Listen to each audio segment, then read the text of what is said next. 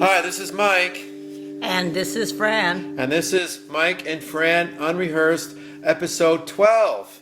Hey, glad you guys can join us today. We're just having the time of our lives on this show, but you already knew that, right? Anyway, you're listening to Mike and Fran Unrehearsed. This is real life internet radio on 216thenet.com. And as always, send your emails with questions for our show to Mike and Fran radio@gmail.com. That's right, that's a new email for us for questions and comments. It's mikeandfriendradio@gmail.com. Hey, and I have a couple announcements for you guys because we are going to be getting our blog going this week, and it's going to be at mikeandfran.com. Now on our blog, you're going to be able to subscribe and sign up for some products and things that we're going to make available to you guys and have access to all the little silly videos that we do together as well. So that's going to be mikeandfran.com on our new blog, and you'll be able to subscribe to that real soon. And as always, you can always find us on Facebook or on YouTube at Mike and Fran, and look for Mike and Fran Unrehearsed. So a couple of things I wanted to get out of the way is that I wanted to let you know that there are folks out there that are still doing some real estate transactions, whether they need to buy or sell or just want to get an idea what their house would go for. I can help them out. I'm with Keller Williams Success Realty out of Barrington, and I'm at 847-913-8061. That's 847-913-8061. Thanks so much. And I wanted to mention that on our blog, what we're going to be doing for subscribers is offer them discounts on various services in the area.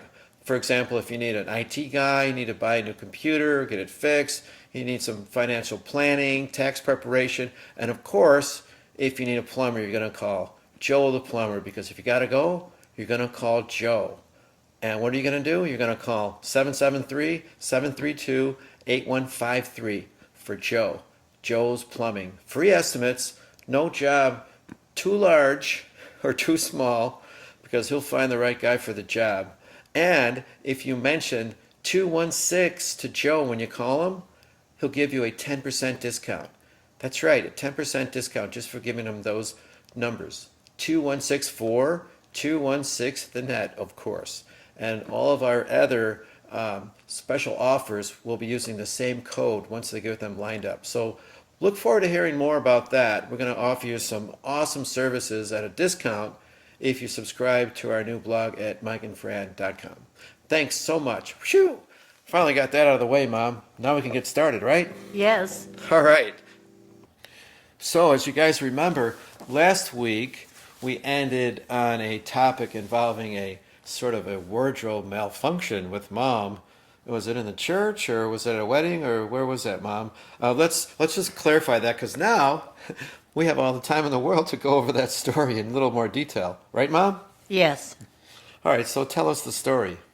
It was when I had started off singing when I sang with Carl Gutman's band, and I had 4 long dresses. Oh, that's right. And I said one was black with little white puff sleeves and looked like little Snow White. Yeah. And 2 of them were more generic. They were pink, and one was blue. And then I had a beautiful green satin. And I was talking about the time I went out with Mert Lindsay, who was studying to be an architect, at the side, which was an eating established along the mill race on the University of Oregon campus. Wow. And I'm coming down in this rustic place with this green dress on, had a little train, and the tail of it, or the train of it, got caught on a nail. And it had a low neckline. Now, I was not endowed very well. A 32 was as high as I could ever get, so I had stuffed it with 4 pairs of white gloves. Uh-huh. And as I'm coming down and my dress started pulling down as I got caught, these 4 fingers, these fingers popped up holding my breast out there, and everybody looked, all these fingers are coming out. Like right on the top of the dress? Yes. What, It was kind of embarrassing. I had to get down, and after I tugged my skirt free, I had to poke the little gloves back in, and everybody got a giggle out of it. So they knew what was going on, kind of, but it was just kind of a closer group of people Yeah. that saw what was going on. Yeah. So okay, wow, that's funny. Yeah, That's pretty it funny. was interesting. Oh man, those wardrobe malfunctions can be funny, but they can be embarrassing too, I guess. And they can always happen to somebody who's always in a hurry and willing to experiment with something. Why not? Yeah. I'm sure they happen a lot more than we know of, Yep. right? People just don't have a chance to talk about them on radio. Anyway, Supposedly. okay, okay. So, how many sports fans do we have out there? I bet a lot. Well, Mom and I are big Chicago sports fans. I mean, we're basically North Side, so we're Cub fans, we're Bear fans, we're Bull fans. We watch the Hawks a little bit, but I actually went to the World Series game on the South Side in 2005 when the White Sox won it all. And it was that game that was really terrible because it was really cold and they won like 1-0. It was like a football game, but they did win. So I'm a Chicago sports fan. But lately, oh my God. So what? The Bears started out 3-0. They're 3-1 now. We watched that horrible game today, but hopefully it's a learning curve and they'll move on from there. Right, Mom? I mean, Well, you're only as good as the day you play. that's true. That's true. So Sox are out, Cubs are out, and they'll have time to rebuild, and we'll just hope for the best for next year. But, we'll see what happens with the Bears. I think they still have a chance of being in it. Right, Mom? Yep. All right, we'll see. We'll see. Okay, so how you been doing, Mom? What's on your mind? I first want to say that I hope that everybody who has had the virus recovers well, including the president and the first lady. They may not be exactly my cup of tea, but I hope everybody gets well quickly. And I hope everyone remains calm. Well, that's interesting, Mom, because one of the questions we've had here for a little bit is this. Since the rules seem to change every day because of the pandemic, what one rule you would make, no matter what the situation, so that everybody would have to follow for 1 month? Well, this might have been back in August when maybe 1 month would make a difference. But now I think we know that it's more of a long-term kind of a situation that we're going to have here. And what we've seen in the news is different people get COVID-19 in different sort of intensities, but whether they get it or they spread it to someone else makes all the difference in the world. So what are they doing? They're wearing the mask, they're keeping their distance, and when anybody is found to be tested positive that they have been exposed to or possibly exposed to, they quarantine for 14 days. Mm-hmm. Those are the things that I think people have to do. And if we can do that, I think, we have a better chance of beating this COVID-19. Because when you look around at all the states that are opening and closing, guess what? Illinois is still a state that's still open. It's not one that you go to well and you have to be quarantined when you because leave of it. our governor. Well, I think he's doing a good job. Yes. Well, I remember when this first started, you would come home and put your jacket in the garage and change all your clothes and your shoes. You wouldn't even come in the house to be a danger to me. You did that for months. I'd come in there. I'd wear gloves every time I went out. Wear my mask. I would come in the garage. I'd throw the gloves out. I'd take the mask off. Either throw it out or put it in the wash. Wash my clothes. Take the coat off, the hat off, the shoes off, and rotate them in the garage every 3 days. Right? Yep. In the beginning. That's what I was doing for a while. I'm not quite doing all of that, but I am wearing a mask every time I go out. I am washing hands frequently, and I'm keeping my distance from people, no matter where we go. You go to a restaurant, you wear a mask, you get seated, you sit down, you're with a person that you know and you trust, and maybe you can take the mask off when you're sitting down at the table. Of course, you have to take it off when you eat, but when the waiter comes back to check on you or bring in an order, guess what? You got to put that mask back on for that time period. And then you can take it off again. It's not that hard. Just do those things, and I think we'll be all better for it in the long run. And that's all I'm going to say about it. You got something else? Well, we went to a wake this week where most of the people were wearing the mask. They were. And it was very calming. The people were lovely, polite. It was the first time I'd been out in ages. except to go to the doctors. Well, And this was for my friend Scott and Mark Chovanec, and their mom, Clara Chovanec, died after a quite a long illness. she But was 90. she was close to 90, I think. She was in her 80s, but anyway. No, Mom, you're right. You're right. I'm sorry. She was 90, and she was a great lady. And we went over to some holiday parties at her house. She loved to cook for the family. She was Italian, and she just made everybody feel like it was their second home.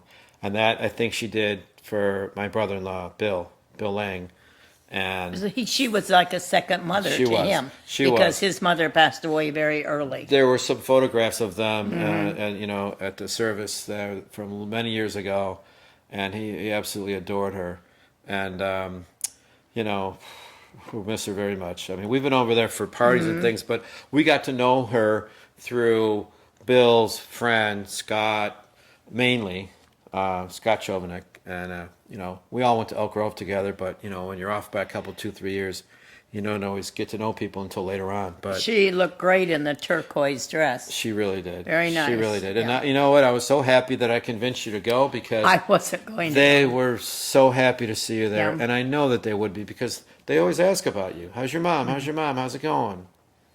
Yes. And I did hug a few people, which I probably shouldn't have done, or they hugged me.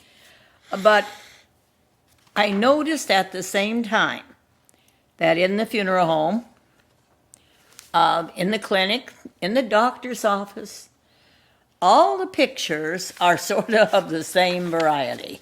And I don't mean the religious pictures in a funeral home. I mean that you will have the pastoral scenes, or the scenes with the sheep, or the scenes with the oxen, or the goat, or then you'll have maybe scenes of water scenes, or in one place the theme will be all clowns, another one all space, all done in that same sort of monochromatic color. And I was wondering, who picks out all these pictures for all of these walls? That's interesting. Now, I have a daughter, Erin Blair, granddaughter, who does this. She buys and furnishes for a hotel like the Hilton in interior deck.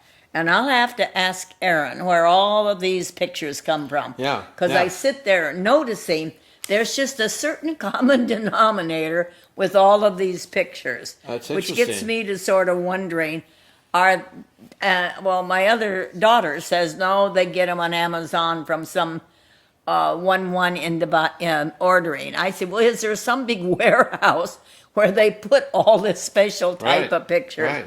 It just intrigued me, that was all. Well, what's interesting is they're from all these different sort of disciplines, Yeah. a funeral home or doctor's Yeah. office or a dentist, and, Yeah. and they're kind of similar, unless Right, they don't really right. necessarily follow a theme or anything like Yeah. that.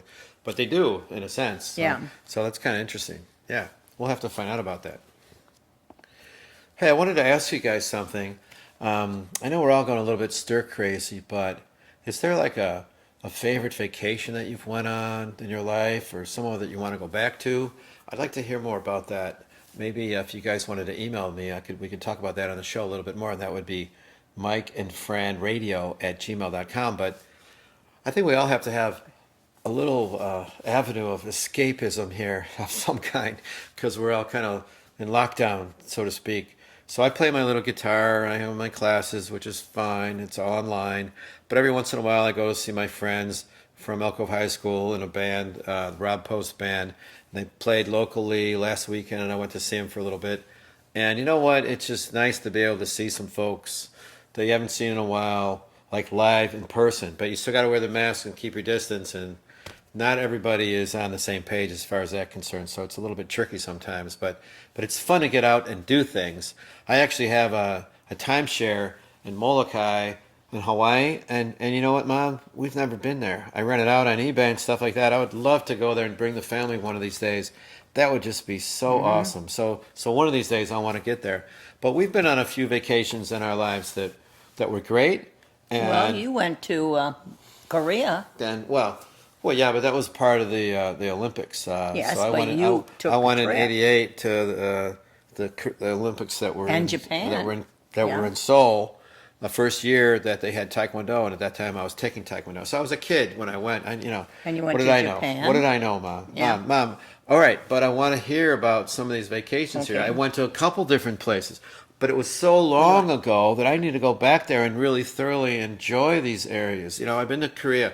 I've been to Japan to visit some friends from college. But you know how many years that was? It was like it was in the war or something. Even though I wasn't in a war, it was way too long ago. Now I know so much more about the cultures over there that there's a lot more things I would want to do. So in a way, those trips don't even count to me. Because I really didn't go there doing the things that I would do now and meeting the people that I know out there, which would be so awesome.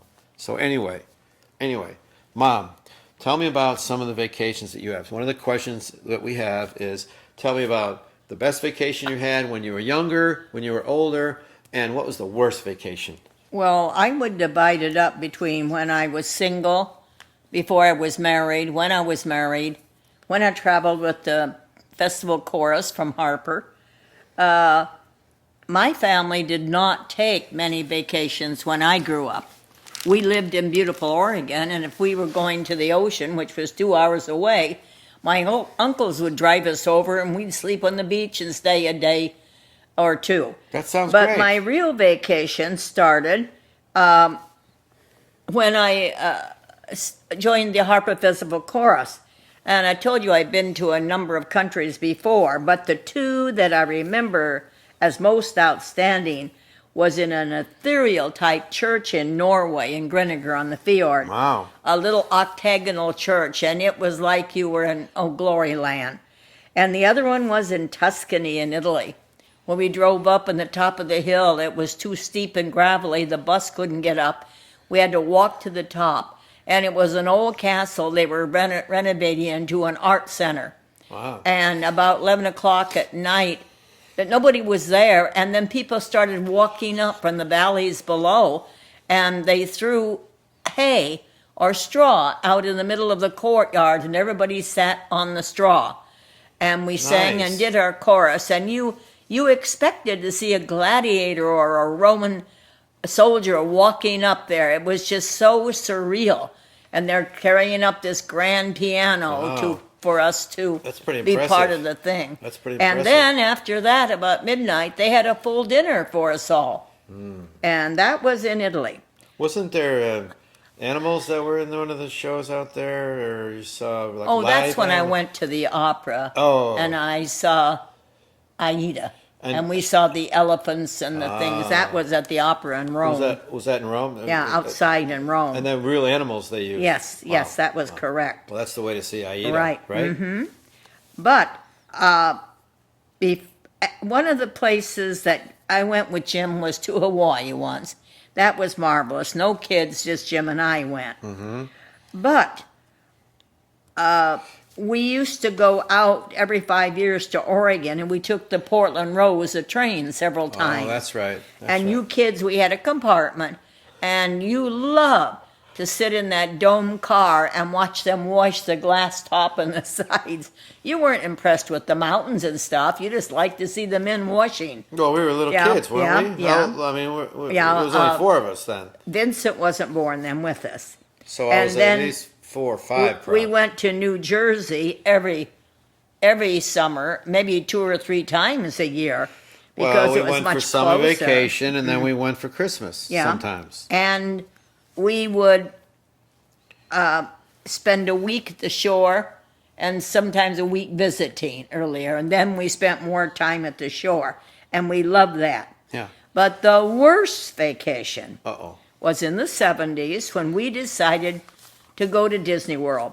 Now, the girls were in high school and they both had jobs, so they stayed home. Okay. And so it was Michael, Lisa, and Vincent were going. Well, on the way down, we had a flat tire in Georgia. And we had a type of policeman that was just a replica of everything you saw in the cartoons. The man with the big fat belly, the big gap in the teeth, and The mirror was so glasses. scary Yeah. that the hair stood up in your arm. He looked at us from Chicago like we were the mafia. Oh. And you never felt so frightened in your life. Oh, my gosh.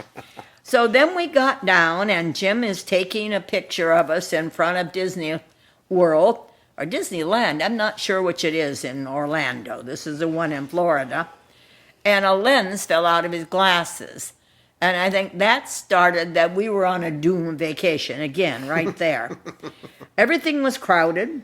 It took us 2 hours to get through the first thing to see It's a Small, Small World. We get on the other side, and there's another 2 hours. Oh. So it took us 4 to 4.5 hours to get in to see the 15-minute show. And we were it was freezing. so great once we saw it, right? Yeah. It wasn't that Yes, great. it was. It was okay, but it was so short compared with the time we'd stood. It's a small world Yeah. after all. It's a small That's world right. after all. It's a small world after all. It's a small, small world. And we were freezing. Somehow the temperature dropped. I didn't have heavy sweaters or things. We had to buy sweatshirts for you three, and Jim got pneumonia. What? Took him to the hospital, and he had to stay in the hotel at Kissimmee for, I think, 2 days. The pool outside was so cold you couldn't go in. It was just miserable.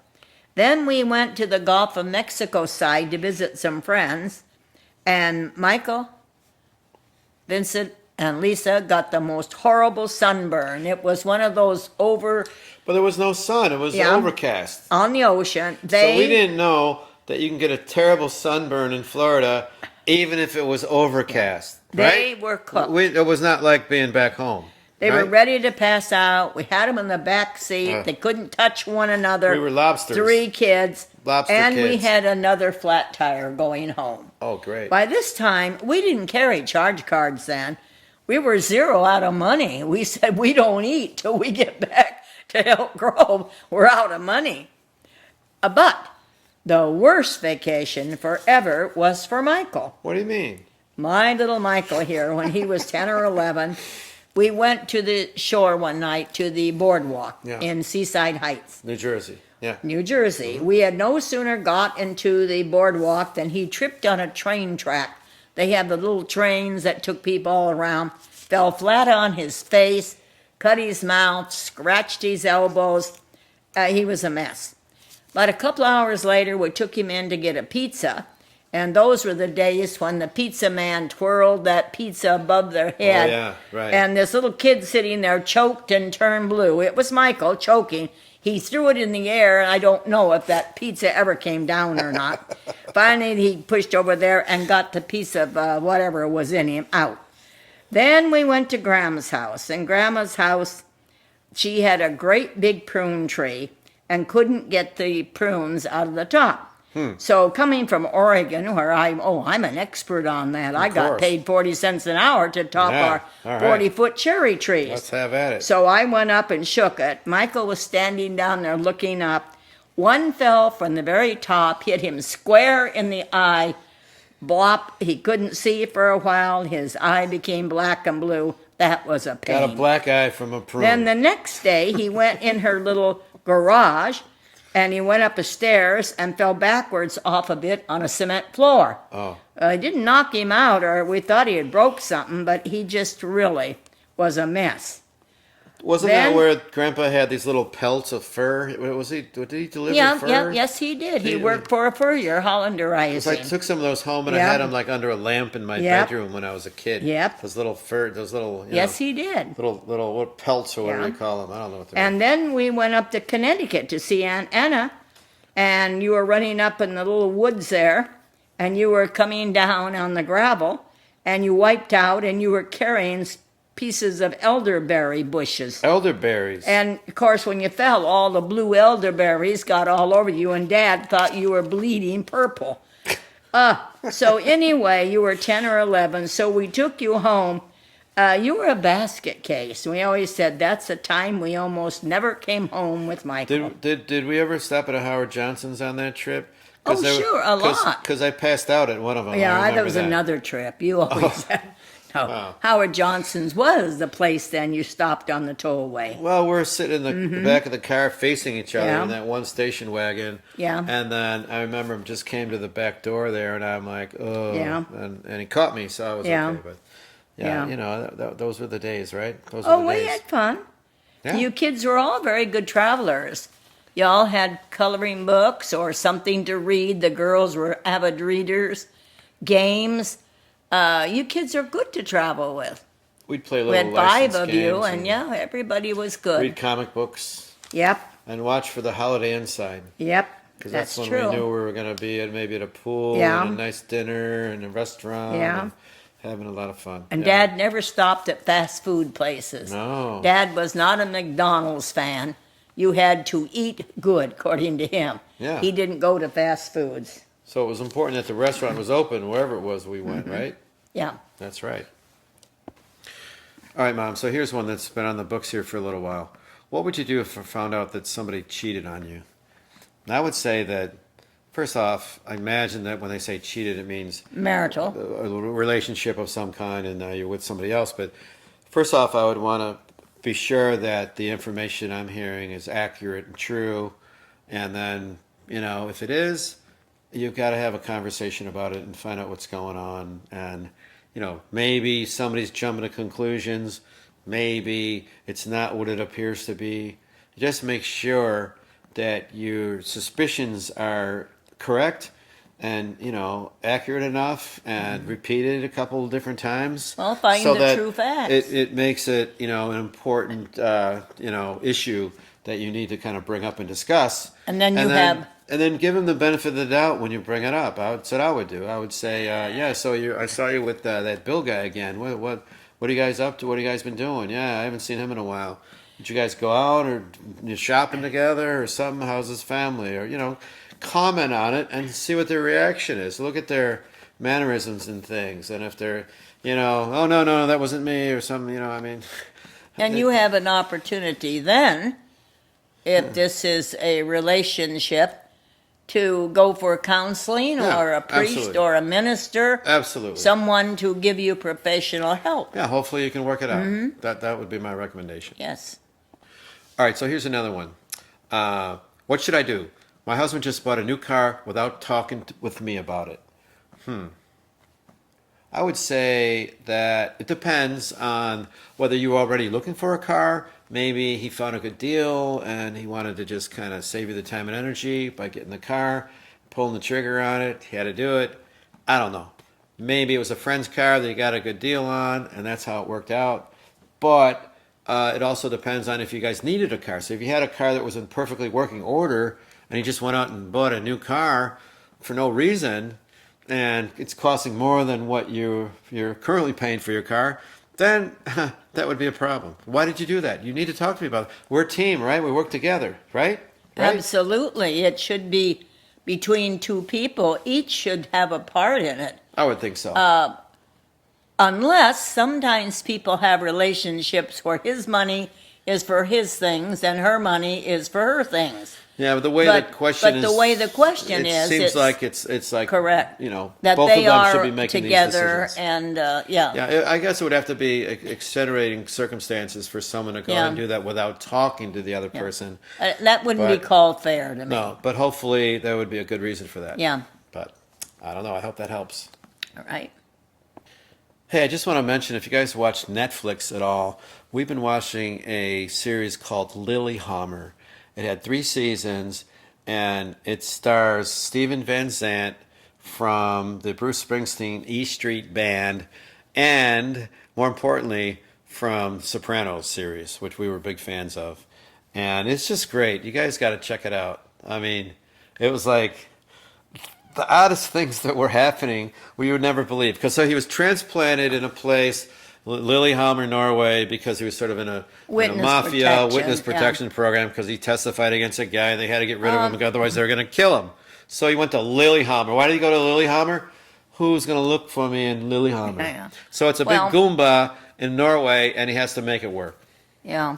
I mean, it was pretty good, right, Mom? Yes, it was. So definitely check out Lilyhammer it- on Netflix, okay? Thanks. So that's it for today. See you guys next Wednesday at noon. Have a great week. Be kind to yourselves and to each other. Signing off, Fran and Mike.